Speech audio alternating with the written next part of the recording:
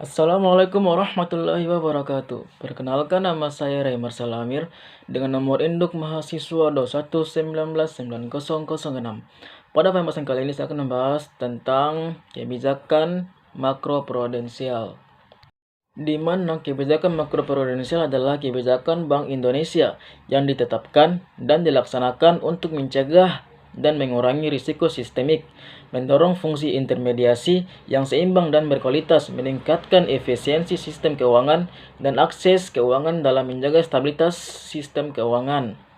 Ada beberapa pilar kebijakan makroprudensial untuk memelihara kestabilan sistem keuangan, antara lain yang pertama ada intermediasi yang seimbang, yaitu menjaga agar pertumbuhan kredit tidak eksesif dan memadai untuk pertumbuhan ekonomi.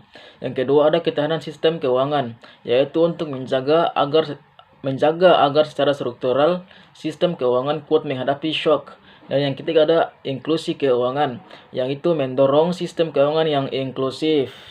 Adapun tujuan dari kebijakan makroprudensial yaitu untuk menjaga stabilitas sistem keuangan secara keseluruhan di negara kita, yaitu Indonesia tercinta. Selain itu juga tentunya pasti ada resiko, apapun itu pasti ada resiko. Nah, sumber risiko stabilitas sistem keuangan adalah yang pertama dimensi time series, yaitu kecenderungan sektor keuangan berperilaku prosiklikal dan over optimis di saat ekonomi ekspansi dan over pesimis di saat ekonomi kontraksi.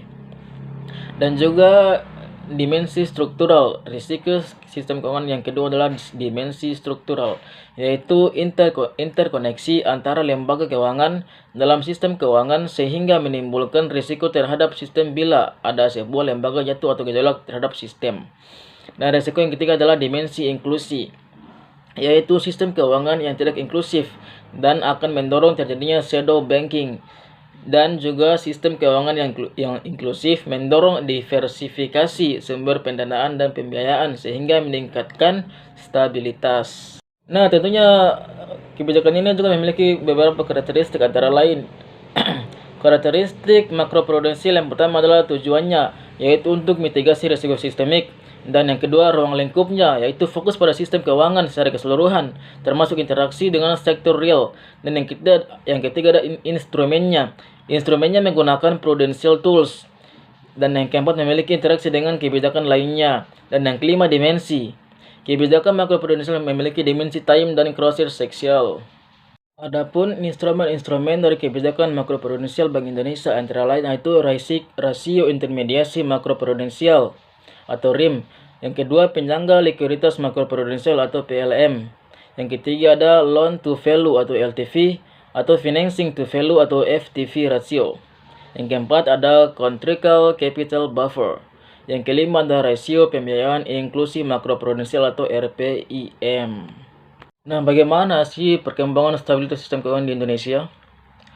Perbaikan ekonomi domestik Indonesia masih terus berlanjut. Ini ditopang dengan agregat demand, yaitu berupa konsumsi swasta yang masih tetap kuat di tengah kenaikan inflasi, investasi non-bangunan yang meningkat, serta kinerja ekspor yang masih terjaga. Pada bulan Oktober tahun 2022, PMI Manufaktur Indonesia masih masuk di dalam zona ekspansif di level 51,8. Pada September 2022 kemarin, indeks penjualan real tumbuh 5,5%. Sementara indeks keyakinan konsumen juga masih menunjukkan persepsi konsumen ekspansif, yaitu di level 117,2. Perbaikan ekonomi nasional juga terlihat pada kinerja lapangan usaha utama, yaitu sektor perdagangan, pertambangan, serta pertanian. Dengan demikian, kita melihat dari sisi demand, konsumen masih cukup kuat, ekspor masih baik, dan dari sisi supply, lapangan usaha utama seperti perdagangan, pertambangan, dan pertanian juga menunjukkan kinerja yang masih baik, ungkap Menteri Keuangan.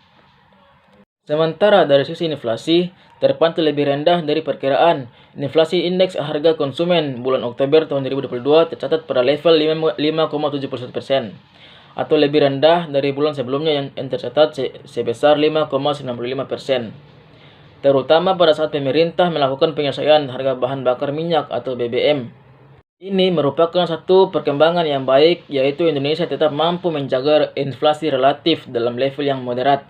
Inflasi dari volatile food mengalami penurunan menjadi 7,19%. Hal ini sejalan dengan langkah-langkah sinergi dan koordinasi yang dilaksanakan oleh pemerintah, baik pemerintah pusat dan juga pemerintah daerah, bersama-sama dengan Bank Indonesia, serta berbagai mitra strategis lainnya yang terwadahi di dalam tim inflasi pusat dan tim pengendali inflasi daerah, serta terus digiatkannya Gerakan Nasional Pengendalian Inflasi Pangan atau GNPIP. Komite Stabilitas Sistem Keuangan atau KSSK merupakan shared responsibility. Masing-masing anggota Komite Stabilitas Sistem Keuangan memiliki peran yang sangat penting dalam menjaga dan memelihara SSK. Diperlukan koordinasi dari berbagai lembaga yaitu Bank Indonesia, Kementerian Keuangan, OJK, dan juga LPS. Selanjutnya ada inovasi keuangan hijau Bank Indonesia. Kenaikan suhu bumi yang menyebabkan perubahan iklim, kerusakan lingkungan dan perubahan iklim dapat menimbulkan risiko fisik dan juga risiko transisi yang berimplikasi pada stabilitas moneter dan stabilitas sistem keuangan. Risiko fisik berupa gangguan produksi dan distribusi akibat banjir, badai, gelombang tinggi, dan juga kekeringan.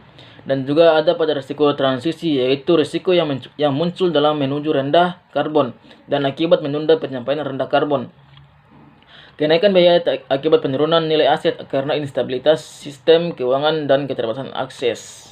Biaya transisi cukup besar dalam bentuk hilangnya kesempatan investasi, hambatan ekspor, keharusan impor produk hijau, dan keterbatasan akses keuangan global, serta sudah mulai terjadi pada saat sekarang ini.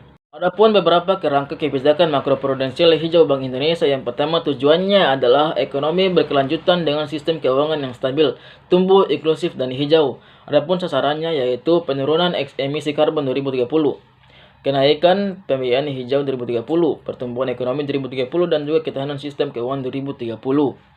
Dan juga ada beberapa pilar kebijakan. Yang pertama, pilar pertama, yaitu penguatan kebijakan makroprudensial hijau. Pilar kedua, pendalaman pasar keuangan hijau. Dan juga pilar ketiga, pengembangan UMKM hijau. Selain juga ada infrastruktur strategis, instrumen keuangan hijau atau pasar karbon, taksonomi hijau, pengukuran dan sertifikasi karbon, dan data-data dan pelaporan hijau hingga harga karbon. Dan juga koordinasi leadership. BI hijau dan koordinasi keuangan hijau adalah koordinasi leadership yang sempurna untuk membangun inovasi keuangan hijau Bank Indonesia.